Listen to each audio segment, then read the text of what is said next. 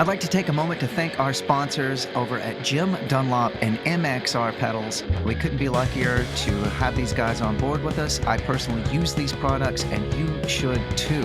Find out more about them at jimdunlop.com. Let's get on to the podcast.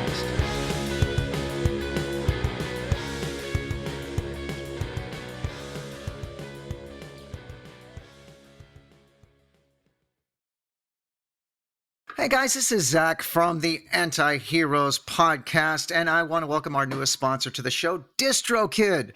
DistroKid helps musicians get their music on all the major streaming platforms, and artists keep 100% of their royalties. Can you believe that?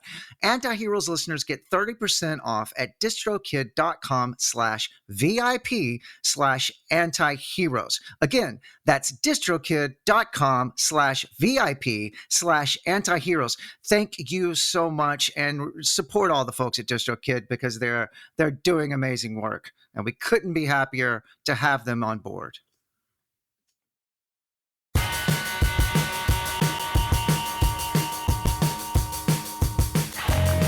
Hey there, folks, and welcome to the Anti-Heroes podcast with your host, Zach Blair. I am Zach Blair, and I'm doing kind of a special thing. I'm doing something I don't normally do. I bank these episodes before I go and do stuff with the band that I'm in, the Rise Against band, and we just finished a 7-week tour, almost 2 months, which we used to do like it was nothing.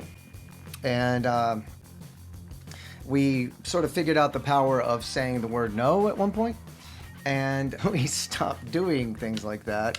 And we started splitting things up. We would do 3 weeks and go home for 3 weeks and do 3 weeks and blah, blah, blah. We used to do 7 weeks, 2 months, go home for like a week, go back out for 6 weeks and go back for a week and then go back for 2 months. It was bananas and it was killing us. So anyway, then COVID happened and now we're making up for lost time. And this was a real fun tour. We did smaller rooms, smaller venues that we don't get to play much anymore. House of Blueses across the nation. We got to do the 930, 2 nights at the 930 in Washington, D.C., Janice Landing in Tampa, Florida. Just a lot of places we don't get to play much anymore. We did deep cuts, and we did songs we also don't get to play. We did 3 different sets. If any of you came out to those shows, thank you so much. I hope you had a good time. I hope, to some folks it wasn't a bum out because they didn't get to hear their favorite song. It was a lot of people's first time to see us, and we didn't play the songs we normally play every night. So come back. We'll do those. We will do those. Keep coming back, and we'll keep playing. But the good thing is this season here, season 6 of the Anti-Heroes is still rolling out. And so I had a chance to get home, which I am now. It is currently November 26th, Tuesday, and I just got back last weekend. And so a lot of the times, listening back to these episodes, they're pretty dated, because, like I said, I bank them before I leave and go do things. So I'm having a chance to come back in and check back in with you guys, sort of in quote-unquote real time. An election has happened, and I'm pretty, distraught with how that came out, but I'm trying to stay positive. I still think we can turn things around. I'm ever the optimist. Who knows? Who knows, man? So I got to travel a lot, and I got to see so many great places and go to do so many great things and go to so many great guitar stores. And I'm sort of taking the space here in the beginning to give a shout out to a new buddy. His name is Johnny Morales, and he owns Oakland Guitars. And man, I am so taken with this place, and I just wanted to stand there all day. Johnny was a fan of this show. He listened to every episode, which is always a soft spot in my heart. So immediately, I was just kind of saw Dreamweaver around this guy. And just really took to him. I felt like I knew him for quite a while. And then to find out that a portion of his proceeds go to amazing charitable causes. Johnny gives to causes that benefit trans folks, causes that benefit indigenous folks, unhoused individuals, immigration reform, folks that are fighting the immigration system, trying to get over here and do good hard work, and that's only going to get tougher for them in this coming administration. So Johnny is the small guitar shop doing the things that the large conglomerates, the large guitar centers and Sweetwaters and things like that, doing the things that those folks should be doing Johnny's doing on a local level and giving money that I'm sure he could use to these wonderful causes. And I was just so inspired by that. I was so taken with this guy. I mean, he had me at, I'm a fan of your podcast. And then I was a fan of his when I left. And I will continue to be a fan of Mr. Johnny Morales. Man, talk about walking the walk, talking the talk, fighting the good fight. So if you find yourself in the area, Oakland or Berkeley. This is Oakland Guitars. It's there in Oakland, but it's weird that that little community almost feels like where I grew up, Sherman and Denison. I mean, politically, it's completely on another fucking planet, and I wish I had grown up there. But okay, I'm gonna get on to my guest. My guest today is Justin Pearson. Jeez, I mean, what can you say about Justin Pearson? Justin Pearson is his own genre of music. He has his own musical world. He is exactly the type of person I wanted to talk to for this podcast. All I can say about Justin is when it's Justin Pearson. You can check out any of his bands, and they're all going to blow your mind. From The Locust to Dead Cross to Def Club to Retox to Swing Kids. Justin also started his amazing label 31G to put out bands that he likes. Again, like Johnny Morales, there's a correlation here. But like Johnny Morales, he's doing it for the love of the thing. And we need more people like that. We need more people like that. And those people need to be celebrated. And I am going to do that with this podcast as much as I can. But yeah, Justin Pearson, I get to talk to him about things I've been wanting to pick his brain about a long time. I saw the Locust opening for Rocket from the Crypt, another amazing San Diego band. Justin's from San Diego. And it blew my mind. I don't think anyone that saw or heard the Locust didn't have their mind blown. They might not have liked it, but they deserved it. No, the music was just an assault, an oral, audio, visual assault. And I was better for it after I saw it. These are guys that dress like sort of humanoid locusts. And I finally got to ask Justin how he created his discernible bass tone. It almost sounded like a subsonic like bass synth or something. And we talk about how he did that. So I'll shut up and I will let you listen to my interview with Justin Pearson.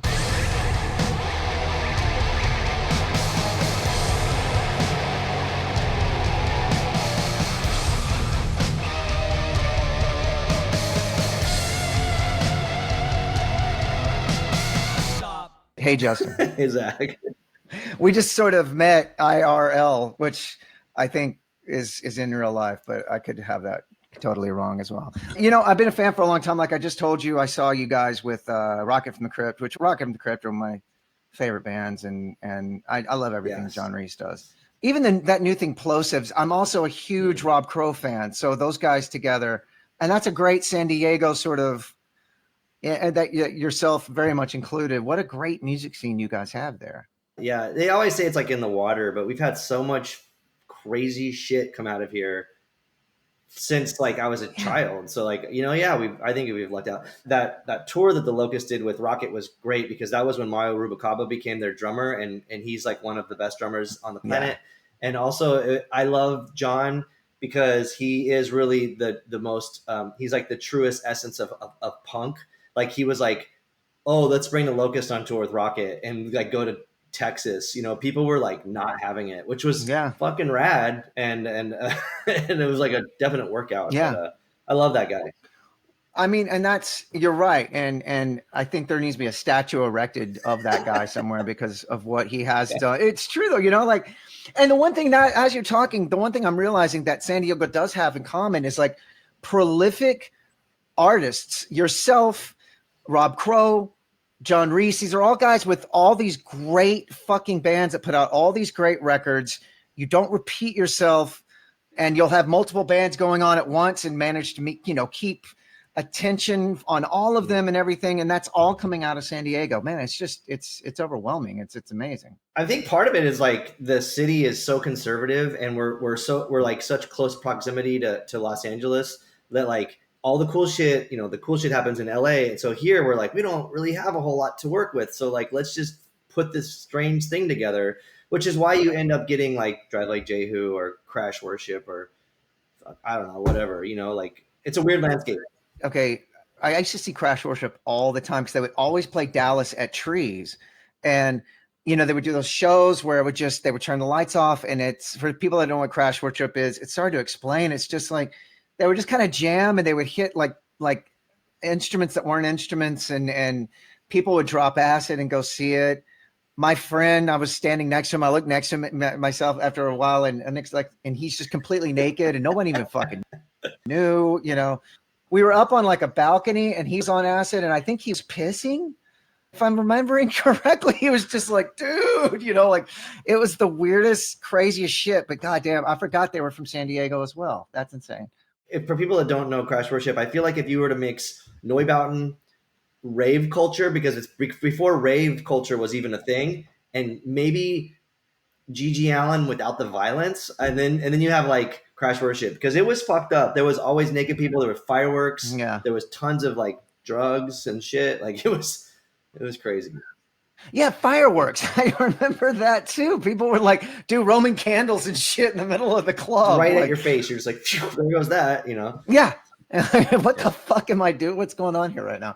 So how did we'll just go back to the start. And I know I've asked, you've answered these dumb questions 1,000 times, but what gave you the impetus to want to start? Was it the San Diego influence, or what was it for you? Oh, it's like, I hate saying the cheesy answers, but like, I really feel like it chose me, or it picked me, because like I was obsessed with punk mainly through skateboarding. And when I was like 9 or 10. And so I would see, like, I loved, even before that, I loved music. I was obsessed with when Van Halen 1984 came out. It fucking changed everything for me. So I was already kind of like really, really into music.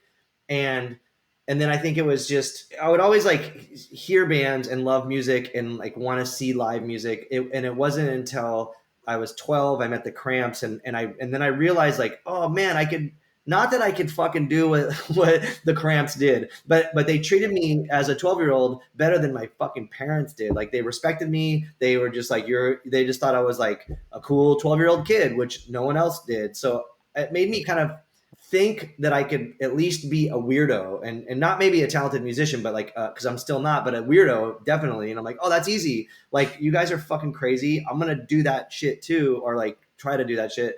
And then I just, lucked out by like having friends that were on the weird spectrum. And then we started a band.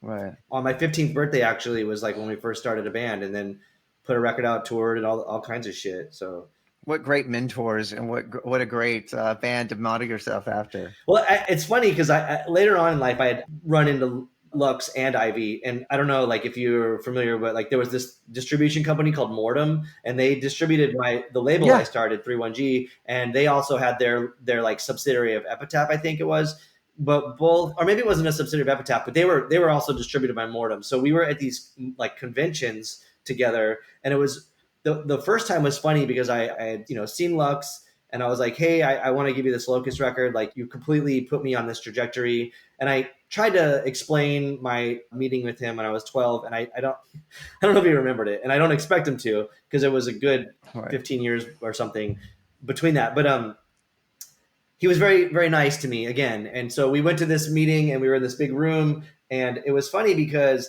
I had just flown from Europe. I think the Locust like did one of our European tours, and I had flown in, and I was pretty jet lagged. So I was sitting there with my label partner at the time, who was conscious, and I wasn't. I kept nodding off because I was so fucking tired. And across the room was Lux and Ivy, and same thing. Like, Lux kept nodding off, and I'm pretty sure because of heroin. But like, everyone in the room were like, "Oh, these two guys are fucked up in these bands, and they're fucking passing out at the meeting." And I was like, all right, I'll take it because it's Lux. It's so cool.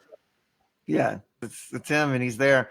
I mean, a true testament to that band is like the Music War. The great doc. It's my favorite thing of all, and it's all amazing. Even the bands that you don't particularly like too much, like the Au Pairs or whatever it was, they're all still great. But then it gets to the Cramps and XTC and Oingo Boingo and Devo, and we're all fucking mind blowing amazing. That Cramps performance is unbelievable on that. It's them in a nutshell, it's that one song where he's doing the mic in the mouth, and that's the whole thing. And it's fucking mind-blowing. My dad brought that home. That came out in 1980. He must have brought it home not too long after that. And I was just like, what the fuck? You know? Lucky you that your dad brought that home. My dad would have been like, "There's no fucking way you're listening to this shit." Because he was like, I had went to the store and I had stolen Bad Music for Bad People and Misfits Legacy Brutality, Awesome. and he fucking flipped out. Was like, "No, like you're not getting into this shit at all." And I was like, "No, I totally am." But yeah, I have some words for it. Actually, I am yeah. getting into this shit. My dad was a classic rock radio DJ, and he was Wow. sort of like a record store geek before there was record store geeks. You know what I mean? And he was just really cool. Like he was blind in one eye, and he dressed like he was like a biker guy, and he wore dark sunglasses all the time. He had a beard and long hair and shit. He was pretty rad. Wow. Yeah, he was kind of like a football dad, but with like rock music, and he would like, what did you learn on guitar today? You know what I mean? Like Metallica, well, show me. You know what I mean? Yeah. Like it was pretty cool. It was pretty cool. And speaking of 1984, yeah, I think guys of a certain age, like you and I are around the same age, I believe, and that record, 1984, I mean, it's still such a good record, man. You know, it stands up. You know what? Stands up. In retrospect, there's two things. There's the obvious, the start of Hot for Teacher. And I remember when that video came out, I was just like, it was the fucking greatest video, but I was like, the drum beat is so sick. Like that was like the shit. But that first song is all synth heavy. And it was weird because in retrospect, then when I started getting into like bands like Six Sputnik or, you know, like, or Devo or like Gary Newman or something, I really do think it was because of that. Because when I first got 1984, I was just like, what is this synth madness? You know, because also at the time was like the Tron movie came out and I was obsessed with that soundtrack. So, you know, that's Wendy Carlos or maybe as Walter Carlos, which also is pretty rad. Like first like major trans artist on Disney, you know, like So like it was very informative for me that when 1984 came out without realizing it. And now like I listen back and I'm like, dude, there's songs on there that fucking Eddie Van Halen's not playing guitar on. It's, you know, he's playing all keys, but in the video he's playing guitar because they had to be a rock band. But it was like, it was a pretty synth heavy band. So. It is. And I remember in the Jump video, it zeroes in on he does do the keyboard solo and it zeroes in on it. And there's dust all over his keyboard. And I remember thinking like, he's the real fucking deal. Do you know what I mean? Like they didn't even clean off his keyboard for the video shoot. Watch it sometime. That goes to it. And you can tell he just pulled it out of the studio where he had just been fucking with it. And that, as a kid, because I was a fucking weirdo and I still am, I noticed that like, whoa, he's real. That's his real keyboard. You know, he's got dust on it and shit. I remember that video in the solo where he's playing it. Yeah. And then I realized like, oh wait, he doesn't like, then they show him playing guitar again. You're like, no, I don't think there's guitar in the mix, or at least it's like synth, like, you know. I don't know. Yeah. No, you're right. And that record, Drop Dead Legs, Top Jimmy, there's some good jams on that fucking record still. But you're right. That did sort of usher in like, oh, it's okay for synth now. You know what I mean? I wasn't sort of indoctrinated with post-punk or new wave yet, but then boy, did I get into it because of Erg the Music War. And I don't know if you remember, there was a compilation called No Wave. Do you know that compilation? Mm-hmm. It had like a punker surfing on a ironing board on the front of it. Yeah. It had the Dickies. Yep. It had the Squeeze, Police, and it ended up being like, I still love all those bands. And that was like my gateway drug, you know, to new wave and to punk and everything, man. Yeah. God damn, that's crazy. I could keep talking about this shit for a minute. Actually, I do.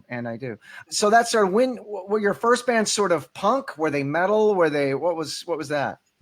Yeah, it was this band called Struggle. It was like, we tried to sound like Downcast, which was like just hardcore, basically like, you know, Metallica without solos. And like, in retrospect, like, I'm like, oh, this isn't that bad for 15 and 16-year-olds, you know, like, I mean, it's not that it like holds up. I wouldn't suggest people like listening to it or whatever, but like, I'm not sure that it's like great, but if you think it came out in like 90 or 91, and like we were 15 and 16, like still in high school and shit, like it's not terrible. And we lucked out by being on a cool record label and stuff. And we toured like right away. Like I went on tour when I was 15, 16, 17. So that's awesome. We did a split 7-inch, and then we did an LP. And on the LP, we actually had the ADRV drum corps play, which is like part of Crash Worship. It was the main drummer of Crash Worship, because our drummer in Struggle was starting to play in Crash Worship. So, wow. Yeah. Full circle. That is full circle conversation. So was Locust kind of right after that? Was that your band after Struggle?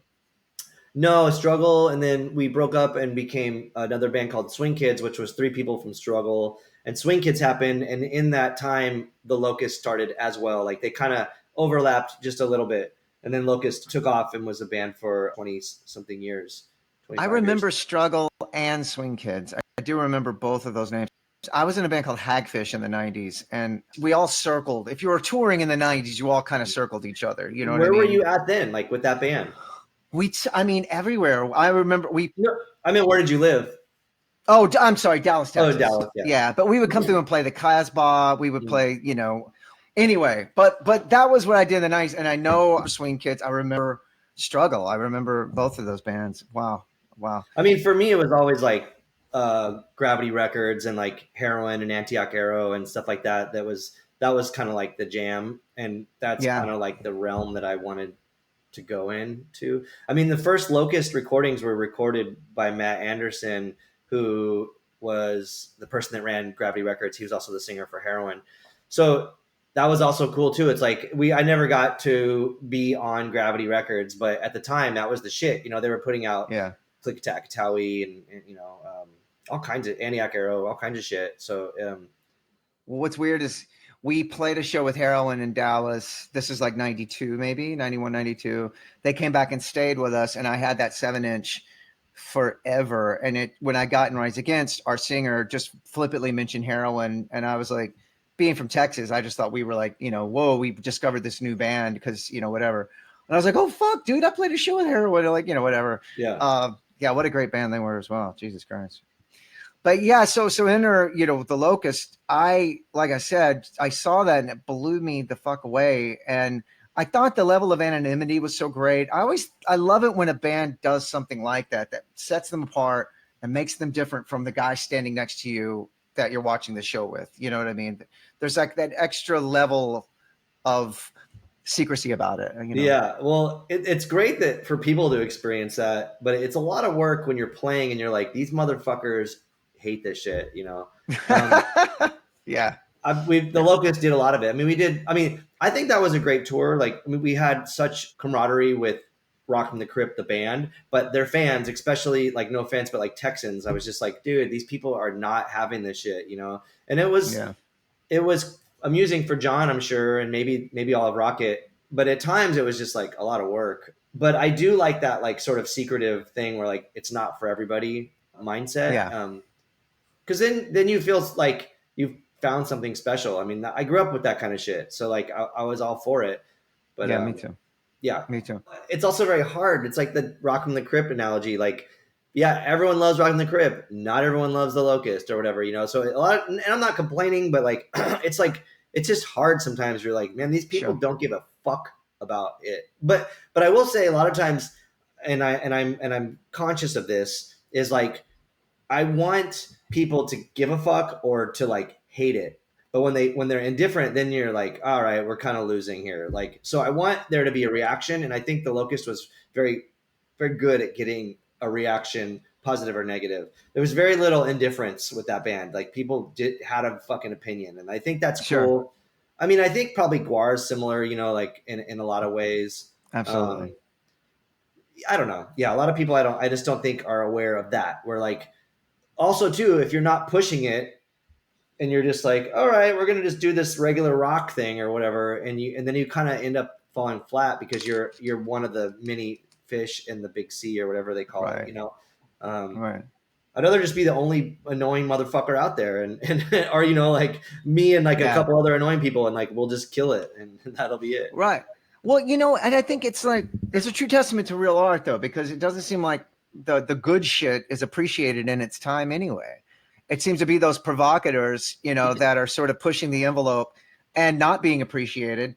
When somebody's not appreciating it, it's like, maybe you're not doing it for the adoration of other people, but it sure is nice when you get it. You know what I mean?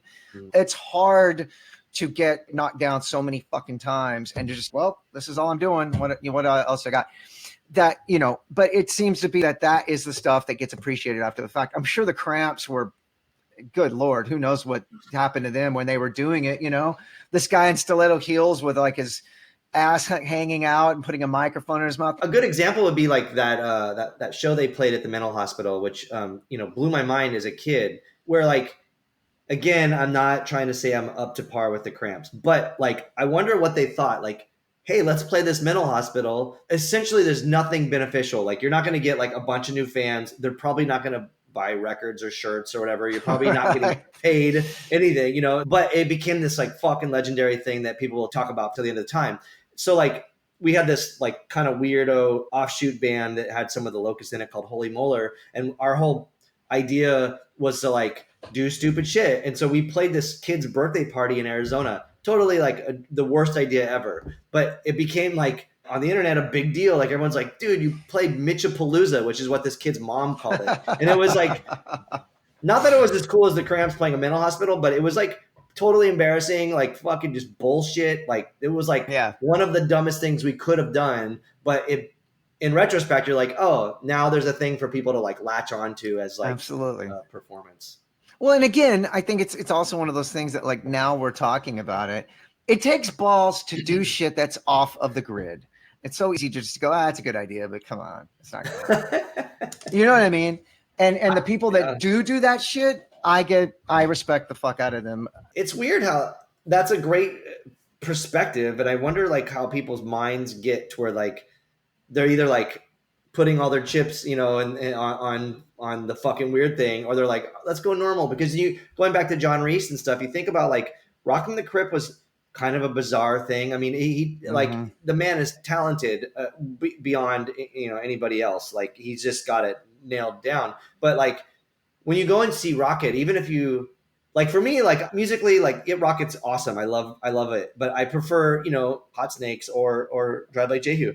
But sure, 100% every time I see or listen to Rocket, but mainly when I see them perform, I am blown away. I'm like, that is the best fucking live band. You can't touch that shit. It is incredible. It's impeccable. It's flawless. And I wonder how you get to that point. And I feel like maybe you just throw like, because I feel like when the Locust was playing, like we were like, not that we were flawless, but there was no room for error, or you couldn't, like if something happened, it was like the fucking venue's falling apart or something like that, but like it was just like, this is going to happen like this, and there's no way to fuck with it. And I think like that's an interesting way to look at it, like the performance aspect, because some people kind of just fuck around or like half-ass it, and you can see that. And that might be the biggest gripe. It's not like what kind of art you're creating, it's the delivery, I suppose, where you should make it airtight.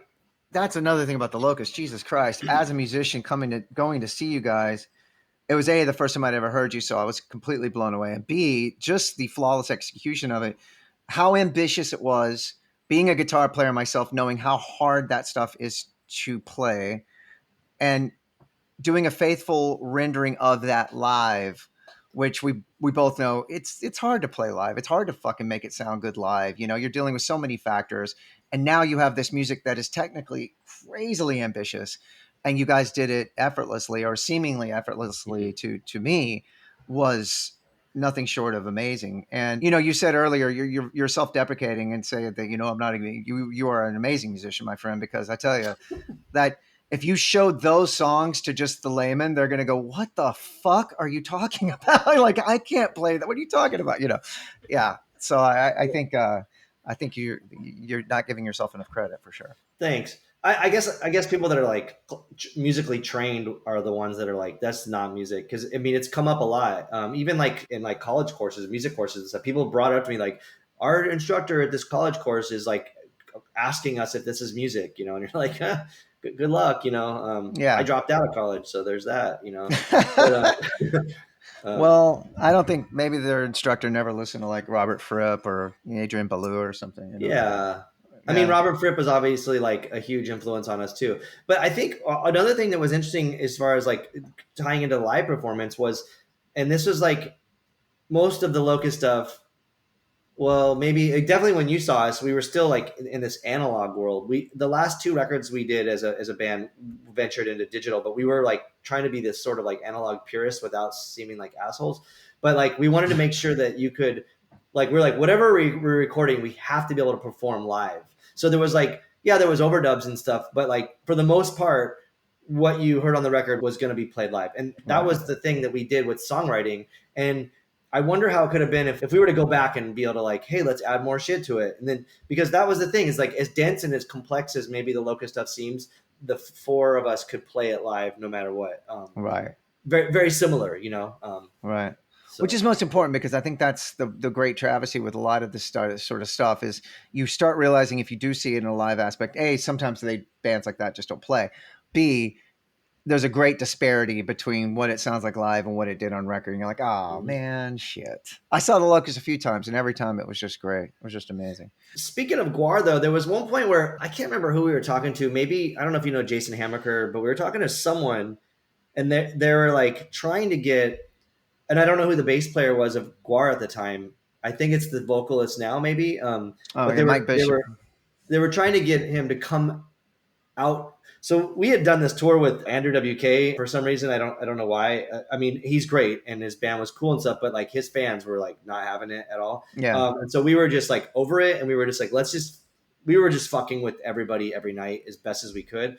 So Jason was like, oh, let's have the bass player for Guar come out and like challenge you guys like to some sort of like, I don't know. The thought wasn't like fully, I don't think it was like fully formulated, you know, but Right. Right. but we wanted to be on stage as these like, you know, alien things or whatever, and like the guy from Guar comes up and like challenges us. I don't know what we would have done, like we don't have weapons or anything, you know, but like it would have been Right. really cool to just have that kind of interaction, and Yeah.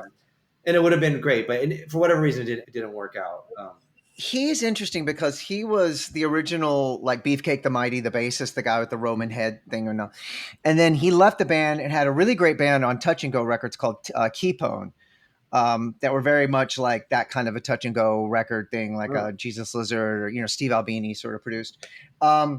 And he was out of the band for a long time, and now he has come back as the singer since Dave Brockie passed away. He's a fucking amazing bass player, and his name's Mike Bishop. And they have Casey Orr, another Dallas guy, is the bassist, who has been a long time. He replaced Bishop back in the '80s and or '90s, I'm sorry, and is back. But they have paid. There's been a lot of lineup changes for sure. Yeah. Yeah, but that would have been great. That would have been great. Yeah.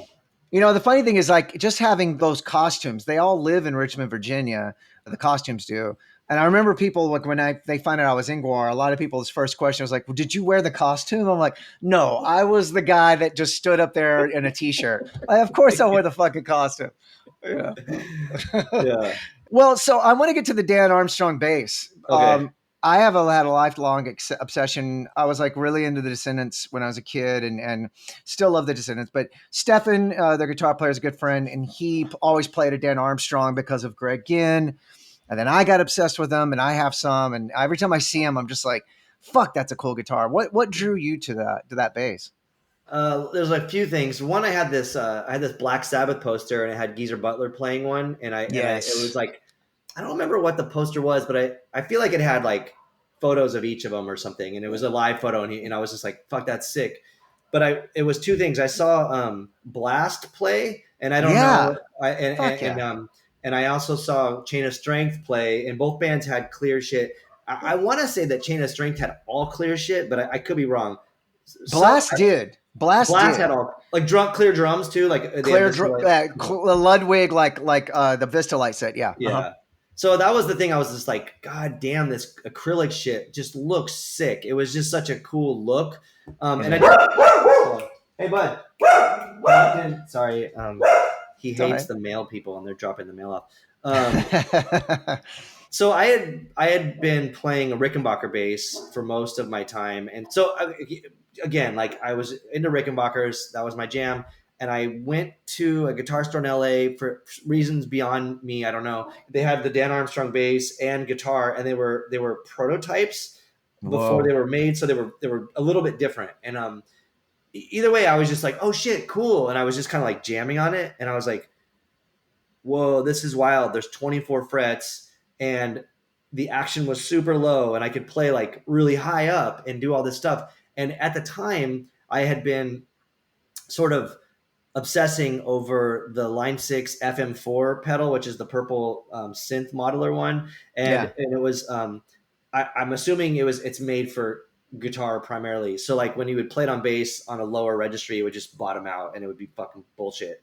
And so I was trying to play it really high, but it, like it wasn't cutting it on the Rickenbacker. So man, it was like the weirdest day. I remember just being like, all right, I'm going to fucking trade in all of this shit, like these two basses. And I just needed to leave with this Dan Armstrong because it felt like a glove. It just, I could play super fast and like really high up. And so I got it. And then I was like, oh, it's a fucking short scale bass. This is so weird to me because I needed a backup bass. So I would switch to my Rickenbacker. I'm like, oh, this is weird. Like it just was like kind of like not, it was just like fucking with trying to retrain my brain. But I just remember like going to Locust rehearsal and having this new bass and just living up past the 12th fret, just like everything super weird and like, and it doesn't sound high pitch when it's run through the FM4 and distortion. So it just sounded like a bass synth, which is going back to fucking Van Halen 1984. Absolutely. There we go.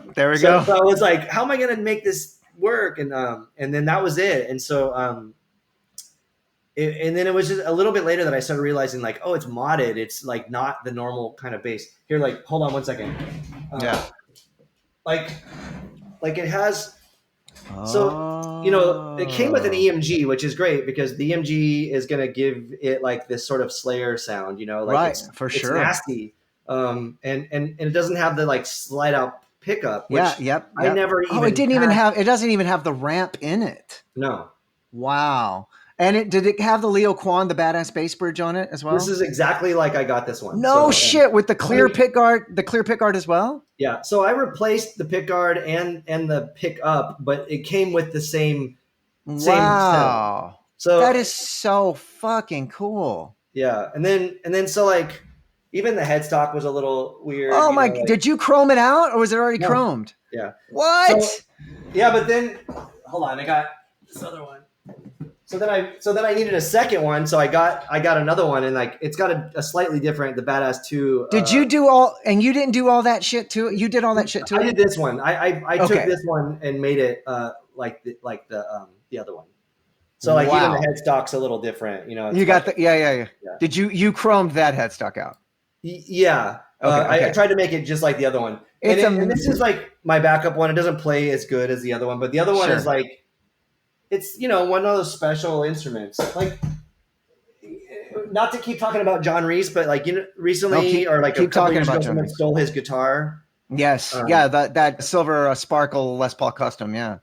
And then when they like made a sting operation and fucking got the tweakers and like took it back or whatever. Yeah. But I remember like he was grateful that he got it, but he was like, man, they cleaned it up and like took the shit off of it, and like, so like that bass kind of feels like that. It's like when you see his JCM 800, you're just like, that thing looks fucked. Like it looks so fucked. And because I trip out on people that are like always like, I got knew this and knew that and knew this. And I'm like, dude, I've had that fucking thing. I've had two bass heads my entire life of playing music. I've had a few basses, but mainly because they would break or something. But like that is my first Dan Armstrong that I got, and that is like the one that I'm gonna hopefully have forever unless someone steals it from me, otherwise it'll be there. Well, and I think that's such the punk rock spirit where you find this weirdo oddball guitar and you just stick with that guitar. It's like Johnny Ramone with the Mosrite 2, or whatever it might be, or Greg Ginn with the Dan Armstrong. Yeah. You pick this guitar, that's my guitar, and I'm going to go and I'm going to do this thing with it. I just think that's so fucking cool. So what were the two bass heads you've had? What are they? I got an acoustic bass head when I was 15, and I bought it from a friend of mine in this band called Sub Society. And I didn't really know much about it. I just knew I needed a bass amp. So this is kind of funny. So I bought the acoustic bass head off of this guy, and then I bought this 215-inch speaker cabinet, a PV, not really knowing like most bassists would have got a fridge or had like smaller speakers, and I just thought like, oh, that's whatever. And then I started obsessing over like bigger. I wanted 15-inch speakers, so I've actually only had one cabinet my whole life.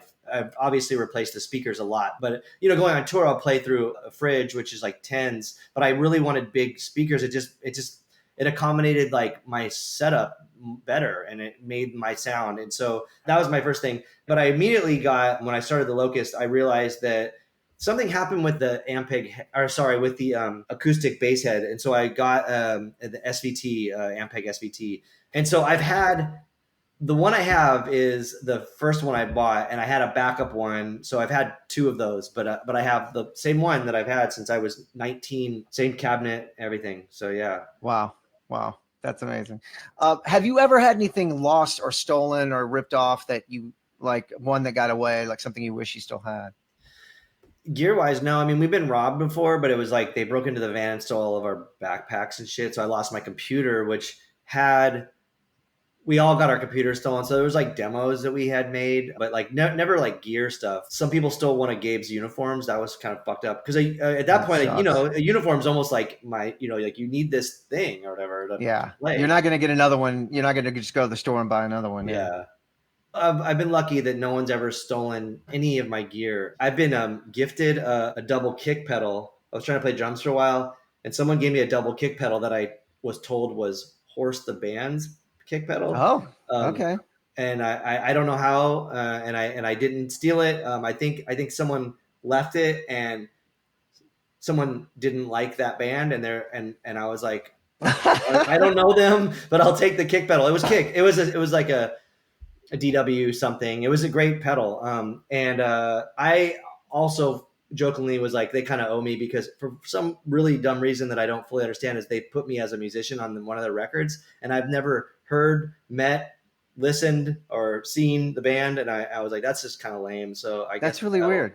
So the kick pedal's mine. But yeah, I've never I've come close to having shit stolen though. There was like one time on tour where we came out and the trailer like hitch was like, or not the hitch, but like the thing that holds the door on, whatever the latch or what. Yeah, they were like just fucking bent and jacked up, and they gave up. So there's that. That's good.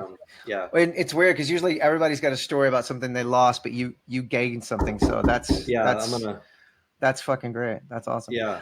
Well, Justin, it's at an hour now, and I'm taking up much of your time. So I really appreciate you doing it, man. I appreciate you too. I think you're such a fascinating person, and like Thank you so your resume much. is I say this in a great bizarre, like, and I love that, you know. It is. I motherfucker had to eat, you know what I mean? So I just had to keep going and keep playing. But thank you so much for doing this. I really appreciate it. Thank you so much. I appreciate it.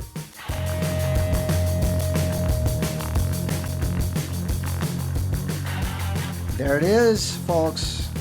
I think I made a new friend. I hope I made a new friend. We did try to hang out while I was in San Diego recently, and ships in the night, folks. I was on tour, and Justin was leaving to go on tour. He flew out like the day before I got there, but we tried, and hopefully we will connect in the near future. Either he'll be in Austin or I'll be in San Diego, because I really like that guy, and I have a lot more questions for him. You know, Justin also, on his amazing 31G label, he has a new release. It's not a band he's involved with, but it's a band he is releasing. They're called Haunted Horses, and the LP is called Dweller. Justin sent me an advance copy, and boy, is it amazing. So please check that out, and check out anything on 31G. Again, it's a guy with great taste putting out great music. That's simply put. And of course, I would be remiss if I did not leave you with some of Justin's amazing playing here at the end. Just a good example. I chose the song Christian Missile Crisis by Justin's band Dead Cross, which is his collaboration with Mike Patton from Faith No More and Tomahawk and Fantomas and Mr. Bungle and Dave Lombardo, arguably the greatest thrash metal drummer of all time, from Slayer, also in Mr. Bungle, also in Fantomas, and Michael Crane from Retox with Justin, his other band. Check this band out. You know, there's hints of Killing Joke, which is my favorite band, so they already had me. And this bass riff is just rad. It's just awesome. It's a good representation of Justin's playing. Again, one more last shout out to Johnny Morales over at Oakland Guitars. That is an unpaid shout out. I'll never take a dime from the guy because I believe in what he's doing and I want to help him out as much as he can. Go buy guitars from the guy. Buy anything from him. Buy pedals. Buy picks. Buy strings. Buy anything from Johnny. I will continue to. And he has a vintage Silverburst Les Paul custom that I want. I'm not out of the running yet for that one, Johnny. Okay. At the end, I'd like to give a shout out to the lovely, wonderful, amazing folks at Jim Dunlop and MXR Pedals. Find out what they're doing at jimdunlop.com. Also, the people at DistroKid. DistroKid are helping us, the artists, the musicians, get our music on the streaming platforms and cutting out the middleman. You can't argue with that, folks. They're doing great work. Thanks again for listening. I'm going to thank you 1,000 times. I met a lot of people on the road this time. I'm able to thank you in real-ish time for coming up to me and talking to me about anti-heroes. I need to get some merchandise out. I want to see who's checking it out. I want to see who's wearing shirts, who's wearing stuff. I'll give that shit away if I see you. But yeah, thanks again for listening. I'm going to keep doing it. I love this. I love you guys. And I'll talk to you soon.